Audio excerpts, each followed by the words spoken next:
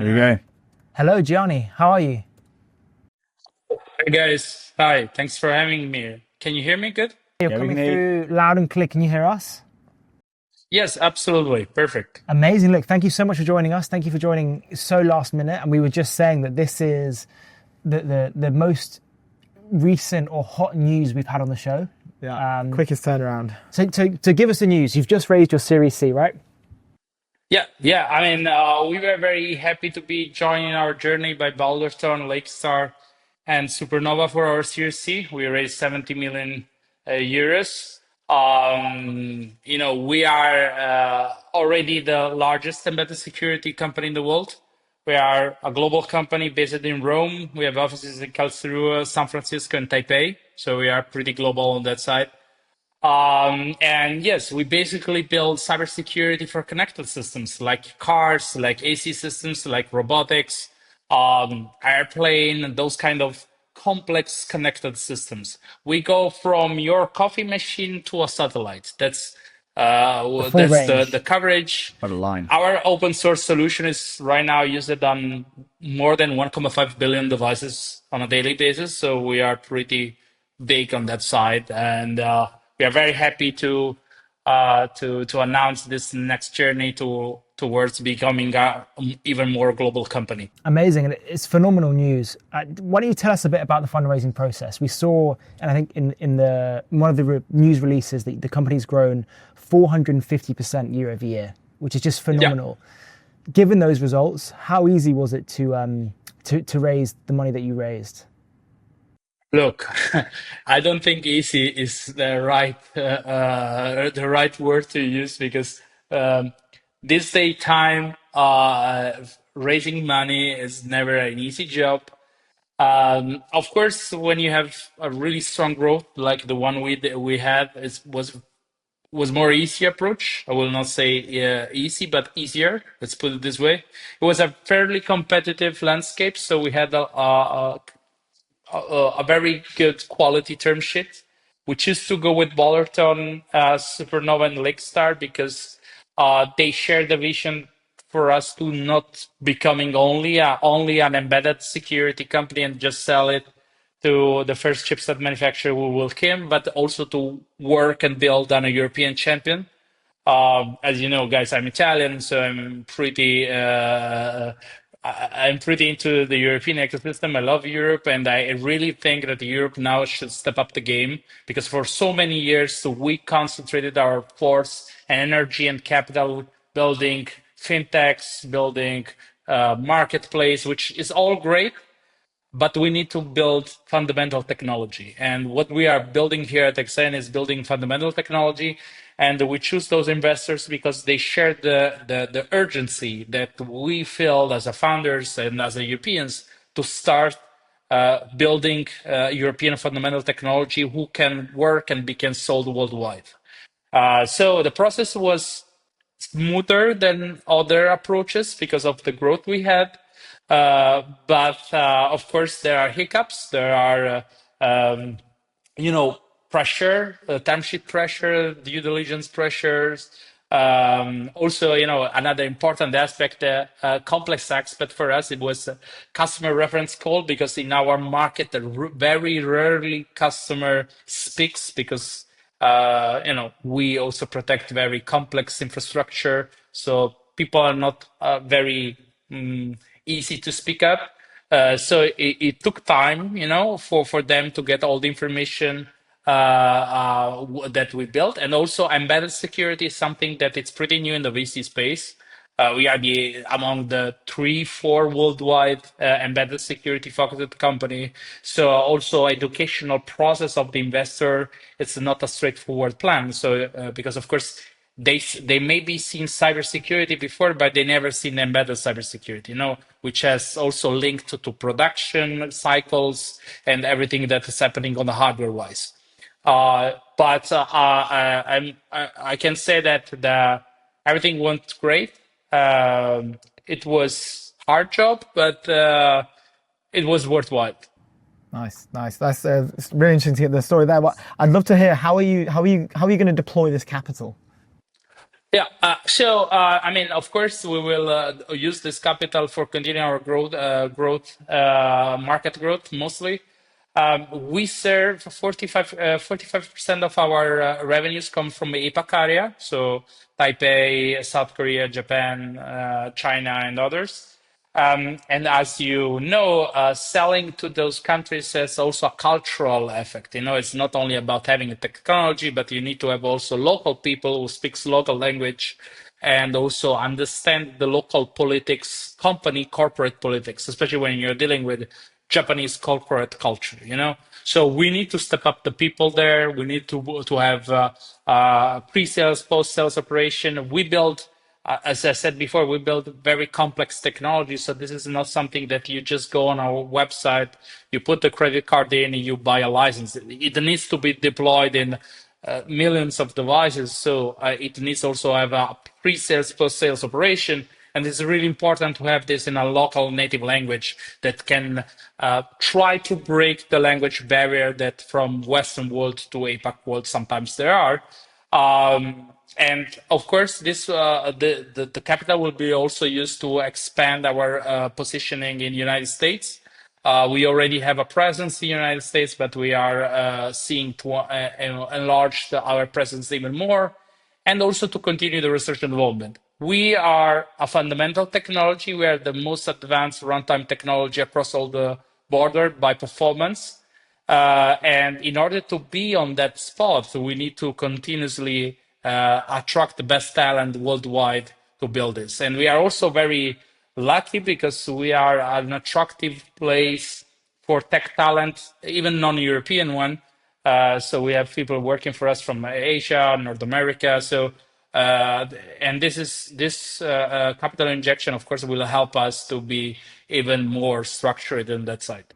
And has a lot of that growth that you've seen come from the US and APAC? Is that where your kind of growth engine is when you look forward? I mean, look, European economy right now is not in the best shape ever, as you can easily understand. We are very exposed in Germany, and Germany right now has some hiccups. In Europe, the largest embedded market, so the largest country that produce physical devices are Italy and Germany. Okay, I know that many of you guys know Italy as a nice place to do vacation, but Italy is also a very huge industrial powerhouse, especially on the north side of Italy. And that's why we have a lot of production happening here in Italy. Also, Poland is a rising star in this landscape.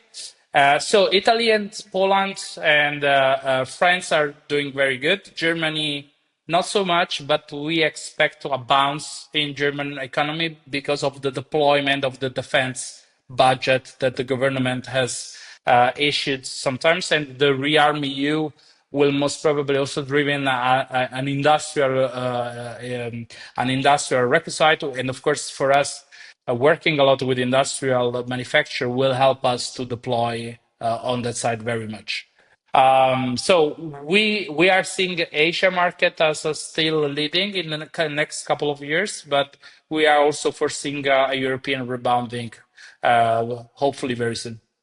Amazing, winning on all fronts. Yeah, I wanted to Hopefully. talk. I wanted to bring something up. You mentioned that you're certainly global at this point, right? You're selling into countries in Asia. You're based in Europe. You have other sort of European facilities as well, and you actually have talent from these other countries. We had Martin Mignot on from Index Ventures, who discusses this whole thesis of being born global. Something that he thinks a lot of European businesses sometimes struggle with. They struggle with what he calls the mid-sized country trap. When you are expanding to a new country, you mentioned it earlier, you have to have local people. You have to speak the language. You have to have people on the ground, and you have to kind of almost ship some of the early team that you've built internally over there to continue that internal culture. How have you guys managed to do that so well? It seems like you're just flying through this. Look, I think we were helped by the fact that we were coming from a very underlooked startup environment. Because, of course, if you are born in London, you tend to feel that the world is in London, while it's not. Or if you are born in Munich or Berlin or Paris, you kind of feel that this ecosystem is big enough for your market. We started in Rome, so the Italian ecosystem already is not the best tech ecosystem. It's not the biggest one. It's ramping up, but it's not there yet by size. And we are not even in Milan. We are in Rome, which is even a more underlooked city on that side. So for us, it was essential to think global day one because we already knew that if we were trying only to sell in Rome or to Italy or to Europe, this will be failing. And in fact, the first license of Exein that we ever sold, we sold in South Korea. So the first sales operation that we did in general. So um, for us, I think we were out of this mentality cage because we were very, very aware of where of the ecosystem in which we were born. And on one end, this played out against us because we were very underlooked company. I remember when we announced the Series A, one journalist hashtagged us pizza, which tells you a lot, which tells you a lot about how Italian company were perceived. So It's on so one hand, funny. this played against us, but on the other hand, I think this gave us this. Okay, you need to be global since day one. Which, if you think it's the same thing happened with the guys in the Baltic countries. If you see startups in Baltics, they know since day one that they will not survive in Baltic, or they know, or the Israeli folks. You don't start a company in Israel because you want to sell to Israel, because Israel is like smaller than one of the region in Italy. So if you want just to sell them, you basically will die very soon. So that's why you are pushed to go abroad, and we had the same approach on that side. I have to ask, have you sent that journalist your Series C announcement? Well, I think he's reading it, so I may be planning to send him some pizzas. That's That's amazing. That's amazing. You cheers. this mentioned about sort of like embedded systems. Yeah. Can you just break that down for me personally? I'm not incredibly familiar with that in its most detailed Yeah. format. I'd love to get like an understanding of that and the comparison to the cybersecurity stuff as well. Yeah, I mean, for embedded system, we refers to basically connected devices, professional connected devices. So imagine something like your smart TV, your smart coffee machine, your car is an embedded system, your ring system at home, your gate, and those are consumer grade embedded systems. Then there are industrial grade connected systems like SCADA systems, PLCs, robotics, industrial machine robotics, all those kind of devices. Or there are also critical infrastructure embedded systems like temperature sensor in a gas pipe, a lighting in an airport, all those devices that are connected. We started in the military sector. I know now everybody's talking about defense, defense, defense. We started in defense. My background is in defense. And then we moved to the civilian market. We are doing what the other people now, everybody is starting in civilian now, they are moving to defense. We started with defense, we are moving to civilian. So we are contrarian every time. But yeah, for answering your question, is basically everything that is surrounding you, which has a connectivity and has a firmware on top of that, which means a software. It's an embedded component. It's the largest IT market in the space. It's the fastest growing IT market right now. That's fascinating. That was just going back. When you opened your conversation, when you joined the call, I mean, we are the European technology show. You mentioned that the state of I guess the ecosystem in Europe isn't really where we want it to be. Could you maybe talk a little bit more about how you're feeling about the future of Europe and the technology within that as well? So I think Europe suffered for two reasons. First and foremost, capital concentration in London was not very beneficial for the European ecosystem because most of the people managing money in London, they are familiar mostly with the financial services, so they are tending to invest and overinvest in fintechs. And sometimes this could be could go very good, like a Revolut or others in that space. But sometimes you have a lot of capital concentration in company that never exit or they have very poor performance. And I think if you see the UK hugest success in technologies, ARM, which is a deep tech technology company, it's not a fintech, and it's not even in London.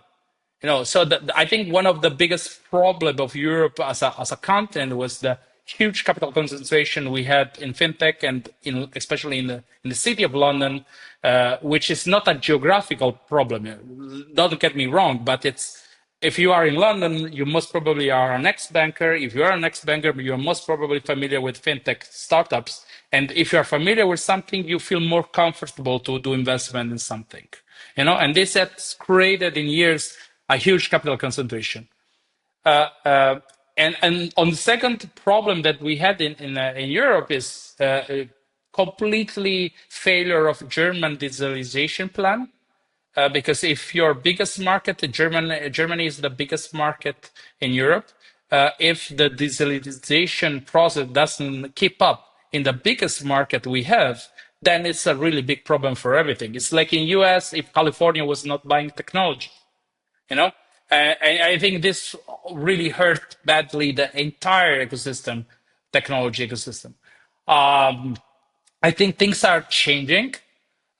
Even in London, people are looking more into deep tech, long value proposition rather than okay, let's give 50 pounds to every customer acquisition. Let's get 20 million customers and let's sell this to a bigger bank and let's go yachting in Greece. Which this was like the playbook that was done. And the guys who did it, kudos to them, but many that didn't make it just lose it a lot of money. Now things are changing because of ARM gave a really nice shakeup about what actually value means when we talk about technology. And what's also Germany now really understand because of the geopolitical tension with the United States, that digital sovereignty and building and using technology, building Europe for Europeans is not an aggressive state, it's just security states, and also the fact that you should use your technology and make sure that you have an internal market in order to your technology to develop and then sell to other people. I'm not somebody who's saying that we should close our market and buy only European technology, because myself, I'm selling more to foreign countries than European countries. But I really believe that as a European, and even though you guys decided to go out of Europe, I still consider UK Europe, we should step up on the fundamental technology, because this is the underline in which the next generation of a tech entrepreneur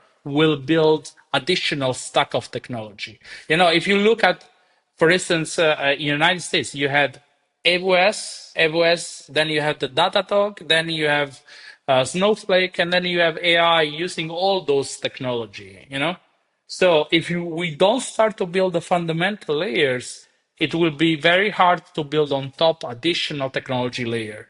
And I hope my success as an entrepreneur is say if one day my company will exit and I will maybe change life, I hope some people working in my company building technology will starting their own technology company and build additional deep tech or more even complex technology than the one we built.